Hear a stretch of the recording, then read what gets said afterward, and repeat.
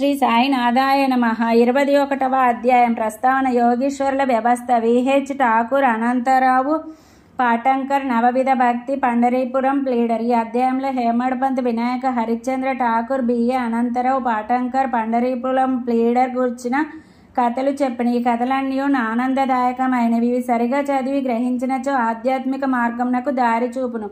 ప్రస్తావన. సామాన్యముగా మన గత జన్మ సముపార్జనం వలన మహాత్ముల సాంగత్యం భాగ్యం పొంది దాని వలన మేలు పొందేదము. దీనికి ఉదాహరణముగా హేమడ్పంత్ తన సంగతినే చెప్పుచున్నాడు. బొంబాయి దగ్గరగానున్న బాంద్రాకు ఇతడు చాలా కాలం మెజిస్ట్రేట్గా నుండెను. అక్కడ పీర్ మౌలానా అను మహమ్మదీయ మహాత్ముడు నివసించుచుండెను. అనేక మంది హిందువులు, పారసికులు, ఇతర మతస్థులు పోయి వారిని దర్శించుచుండిరి. హేమడ్పంత్ పురోహితుడగు ఈమాస్ పీర్ మౌలానాను దర్శించుకొని అనేకసార్లు హేమడ్పంత్కు చెప్పెను. కానీ ఏవో కారణముల చేత హేమడ్పంత్ ఆ మహాత్ముని దర్శించలేకపోయాను. అనేక సంవత్సరముల తర్వాత అతని వంతు వచ్చెను. అతడు షిరిడీకి పోయి శ్రీ సాయి దర్బారులో శాశ్వత స్థానమును పొందెను. దురదృష్టవంతులకు ఇట్టి మహాత్ముల సాంగత్యం లభించదు. కేవలం అదృష్టవంతులకే అట్టిది లభించును. యోగీశ్వరుల వ్యవస్థ. అత్యంత ప్రాచీన కాలం నుండి ప్రపంచంలో యోగీశ్వరుల వ్యవస్థ ఉన్నది.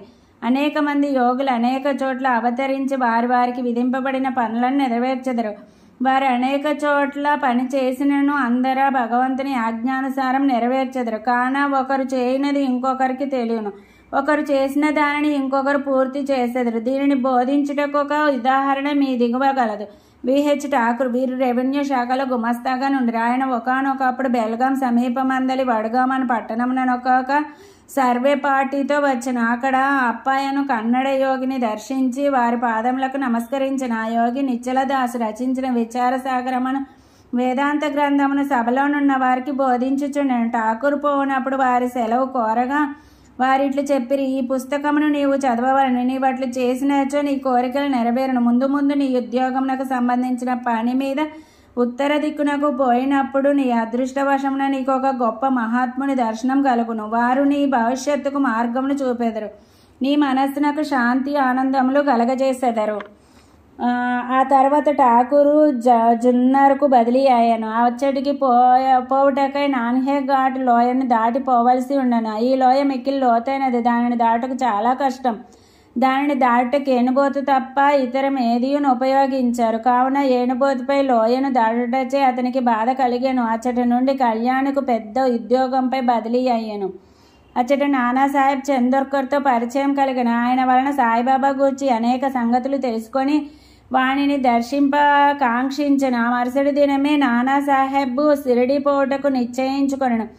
కావున ఠాకూర్ను కూడా తనతో రమ్మని అడిగాను. ఠాకూర్ తనకు టానాలో సివిల్ కేసు ఉండుటచే రాలేనని చెప్పాను. అందుచే నానాసాహెబ్ ఒక్కడే వెళ్ళాను. ఠాకూర్ టానాకు వెళ్ళాను. కానీ అచ్చటి కేసు వాయిదా పడాను. అతను నానాసాహెబ్ వెంట షిరిడీకి వెళ్ళకపోవుటచే మిక్కిలి పశ్చాత్తాపడను. అయినప్పటికీ షిరిడీ వెళ్ళాను. అంతకు ముందు రోజే నానాసాహెబ్ షిరిడీ విడిచిపెట్టనని తెలుసును. ఇతర స్నేహితులు కొందరు అక్కడ కలిసిరి. వారు ఠాకూర్ను బాబా వద్దకు తీసుకొని పోయిరి. అతడు బాబాను చూచి వారి పాదములకు నమస్కరించి మిక్కిలి సంతసించెను. అతని కండ్లు ఆనంద బాష్పములచే నిండెను. ఓడలు గగుర్పొడిచెను. కొంతసేపటికి సర్వజ్ఞుడకు బాబా ఇట్లను, ఇచ్చట మార్గము అప్ప బోధించు నీతులంత సులభం కాదు. నాన్హే ఘాటులో ఏనుబోతుపైన సవారీ చేయుట కంటే కష్టం. ఈ అధ్యాత్మ మార్గము మిగుల కఠినమైనది. దీనితో ఎంతో కృషి అవసరము. ఠాకూర్ కొక్కనికే అర్థమగు ఆ మాటలు వినగానే అతడు అమితానంద పరవశుడు అయ్యాను. కన్నడ యోగి చెప్పిన మాటలు యథార్థములనియూ గ్రహించను. 2 చేతులు జోడించి బాబా పాదములపై శిరస్సును పెట్టి తనను స్వీకరించి ఆశీర్వదించవలనని ప్రార్థించను. అప్పుడు బాబా ఇట్లను, అప్ప చెప్పినది అంతయు నిజమే, కానీ అవన్నీ అభ్యసించి ఆచరణలో పెట్టవలను. ఊరకనే గ్రంథములు చదువుట వలన ప్రయోజనం లేదు. నీవు చదివిన విషయమును గూర్చి జాగ్రత్తగా విచారించి అర్థం చేసుకొని ఆచరణలో పెట్టవలను. లేనిచో ప్రయోజనం లేదు. గురువానుగ్రహం లేని ఉత్త పుస్తక జ్ఞానం నిష్ప్రయోజనం. విచారసాగరంలోని సిద్ధాంత భాగమాతడు చదివి ఉండెను, కానీ ఆచరణను షిరిడీలో నేర్చిన. ఈ దిగువ చెప్పిన ఇంకొక కథ కూడా నీ సత్యంను బలవర్చును. అనంతరావు పాటంకర్ అను పూనా పెద్ద మనుష్యుడు అక్కడ బాబాను చూడగోరని షిరిడీకి వచ్చి బాబా దర్శనం చేసిన. అతని కళ్ళు సంతృష్టి చెందను. అతడు ఆనందించెను. అతడు బాబా పాదములపై పడి తగు విధముగా పూజించి పిమ్మట బాబాతో ఇట్లను, నేను ఎక్కువగా చదివి తిని వేదములను వేదాంతములను చదివి తిని, అష్టాదశ పురాణములను వింటిని. నా మనస్సు నాకు శాంతి కలుగుచుటలేదు కనుక నా పుస్తక జ్ఞానం అంతయు నిష్ప్రయోజనం. పుస్తక జ్ఞానం లేని నిరాడంబర భక్తులు నాకంటే మేలు మనస్సు శాంతి పొందనిచో పుస్తక జ్ఞానం అంతయు వ్యర్థము. నీ దృష్టి వలనను నీ మహత్తరమైన మాటల వలనను నీవు శాంతి ప్రసాదింతువని వింటిని. అందుచే నేను ఇచ్చటికి వచ్చి తిని. కావున నా యందు దాక్షిణ్యం చూపుము, నన్ను ఆశీర్వదించుము. అప్పుడు బాబా ఒక నీతి కథను ఈ విధముగా చెప్పాను. నవవిధ భక్తి 9 ఉండల గుర్రపు లద్ది నీతి కథ.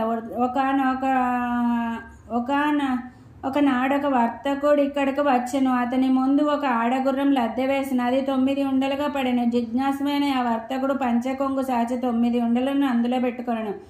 ఇట్లు అతడు మనస్సును కేంద్రీకరించగలను. ఈ మాటల అర్థమును పాటంకర్ గ్రహించలేకుండాను. అందుచేత అతడు గణేష దామోదర్ ఊరఫ్ దాదా కేల్కర్ని ఇట్లా అడిగాను, ఆ మాటలలో భావం ఉద్దేశం ఏమి? కేల్కర్ ఇట్లు జవాబునిచ్చాను, నాకు కూడా బాబా చెప్పినది అంతగా తెలియదు కానీ వారి ప్రేరణ ప్రకారం నాకు తోచినది నేను చెప్పెదను. ఆడగుర్రం అనగా ఇచ్చట భగవంతుని అనుగ్రహం. 9 ఉండల లద్ది అనగా నవవిధ భక్తులు. అవి ఏవన శ్రవణము, వినుట, కీర్తనము, ప్రార్థించుట, స్మరణము, జ్ఞప్తి అందుంచుకొనుట, పాదసేవనము, పాద సంవాహనము, అర్చనము, పూజ, నమస్కారము, వంగి నమస్కరించుట, దాస్యము, సేవ, సఖ్యత్వము, స్నేహము, ఆత్మ నివేదనము, ఆత్మను సమర్పించుట. ఇవి నవవిధ భక్తులు. వీనిలో ఏదైనా ఒక మార్గంను హృదయపూర్వకంగా అనుసరించిన ఎడల భగవంతుడు సంతుష్టి చెందును, భక్తుని గృహమందు ప్రత్యక్షమగును. భక్తి లేని సాధనములన్నీ అనగా జపము, తపము, యోగము, ఆధ్యాత్మిక గ్రంథముల పారాయణ, వానిలోని సంగతులను ఇతరులకు బోధించుట మొదలగునవి నిష్ప్రయోజనం. భక్తియే లేనిచో వేదములలోని జ్ఞానం, జ్ఞాని అను గొప్ప ప్రఖ్యాతి నామమాత్రమునకే చేయు భజన ఇవన్నీ వ్యర్థము. కావలసినది ప్రేమాస్పదమైన భక్తి మాత్రమే. నీవు కూడా ఆ వర్తకుడనను కొనుము, లేదా సత్యమును తెలుసుకొనుటకు ప్రయత్నించుచున్న వ్యక్తినను కొనుము. వాని వలె నవవిధ భక్తులను ప్రోగుచేయము, ఆతురతతో నుండుము.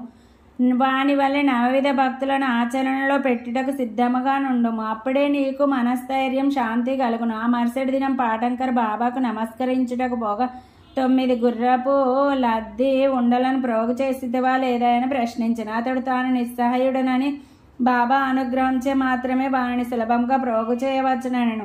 అప్పుడు బాబా శాంతి క్షేమంలో కలుగునని ఆశీర్వదించెను. పాటంకర్ ఆ పరిమితానందభరితుడయ్యను. పండరీపురం ప్లీడర్. ఒక చిన్న కథతో ఈ అధ్యాయం ముగించదము. ఈ కథ బాబా సర్వజ్ఞుడని తెలుపు. ప్రజలను సరియైన మార్గమున పెట్టుటకు, వారి తప్పులను సవరించుటకు బాబా సర్వజ్ఞత్వమును ఉపయోగించుచుండెను. ఒకనాడు పండరీపురం నుండి ఒక ప్లీడర్ వచ్చెను. అతడు మసీదుకు పోయి సాయిబాబాను దర్శించను. వారి పాదములకు నమస్కరించను. అడగకుండానే దక్షిణ ఇచ్చను. జరుగుచున్న సంభాషణలు వింట కొరకు మూలగూర్చి ఉండెను. బాబా అతని వైపు ముఖం త్రిప్పి ఇట్లను, ప్రజలు ఎంత టక్కరులు, వారి పాదములపై పడెదరు, దక్షిణనిచ్చెదరు, కానీ చాటుగా నిందించెదరు. ఇది చిత్రము కదా.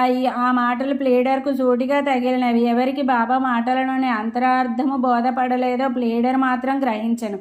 కానీ అక్కడ ఏమీ మాట్లాడలేదు. వాడాకు పోయిన పిమ్మట ప్లీడర్ కాకాసాహెబ్ దీక్షిత్తో ఇట్లనియను, బాబా చెప్పినదంతయు యథార్థమే. ఆ బాణం నాపై ప్రయోగించిరి. అది నా గూర్చియే. నేను ఎవరిని నిందించకూడదు, తృణీకరించరాదని బోధించుచున్నది. పండరీపురం సబ్జడ్జియగు నూల్కర్ తన ఆరోగ్యాభివృద్ధి కొరకు షిరిడీకి వచ్చెను. ఇచ్చడనే మకాం చేసెను. ప్లీడర్ విశ్రాంతి గదిలో దీని గురించి వివాదం జరిగెను. రోగంచే బాధపడుచున్న సబ్జడ్జి ఔషధములను సేవించక షిరిడీకి పోయిన మాత్రమున బాగగునా అని మాట్లాడుకొనిరి. సబ్జడ్జిని వ్యాఖ్య చేసిరి. సాయిబాబాను నిందించిరి. నేను కూడా అందు కొంత భాగం వహించి తిని. నేను చేసినది సమంజసం కాదని ఇప్పుడు సాయిబాబా నిరూపించను. ఇది నాకు దూషణ కాదు, నాకు ఇది ఆశీర్వచనమే. ఇది నాకు ఒక ఉపదేశము. నేనిక మీదట ఎవరిని దూషించరాదు, ఎవరిని నిందించరాదు, ఇతరుల విషయంలో జోక్యం కలగజేసుకొనరాదు. పండరీపురమునకు షిరిడి 300 మైళ్ళ దూరంలోనున్నది. బాబా సర్వజ్ఞుడగడచే పండరీపురం ప్లీడర్ విశ్రాంతి గదిలో ఏమి జరిగినో తెలుసుకొనిరి. ఈ నడమనున్న స్థలం నదులు, అడవులు, పర్వతములు వాని సర్వజ్ఞత్వమును కట్టుపడలేదు. వారు సర్వమును చూడగలిగిరి. అందరి హృదయములలో గల దానిని చదవగలిగిరి. వారికి తెలియని రహస్యం ఏదియూ లేదు. దగ్గరనున్నవి దూరంగానున్నవి ప్రతి వస్తువు కూడా పగటి కాంతి వలె వారికి తేట తెల్లము. ఎవడైనా దూరంగా గాని దగ్గరగా గాని ఉండనిమ్ము. బాబా సర్వాంతర్యామి అగుటచే వారి దృష్టి నుంచి తప్పించుకొనుటకు వీలు లేదు. దీనిని బట్టి ప్లీడర్ ఒక నీతిని నేర్చుకొనను. ఒకరిని గూర్చి చెడు చెప్పరాదు మరియు అనవసరంగా వ్యాఖ్యానం చేయరాదు. అట్లు బాబా అతని దుర్గుణమును పోగొట్టి సన్మార్గమందు పెట్టెను. ఇది ఒక ప్లీడరును గూర్చినదైనప్పటికీ అందరికీ వర్తించును. కాబట్టి ఈ కథ బోధించు నీతిని జ్ఞప్తి అందుంచుకొని మేలు పొందెదము గాక. సాయిబాబా మహిమ అగాధము. వారి లీలలు కూడా అట్టివే. వారి జీవితము అట్టిదే. వారు పరబ్రహ్మం యొక్క అవతారమే. 21వ అధ్యాయం సంపూర్ణం. సద్గురు శ్రీ సాయినాథార్పణమస్తు. శుభం భవత్. Thanks for watching Devotional Updates channel. Please like, share and subscribe to this channel for more updates. Thank you.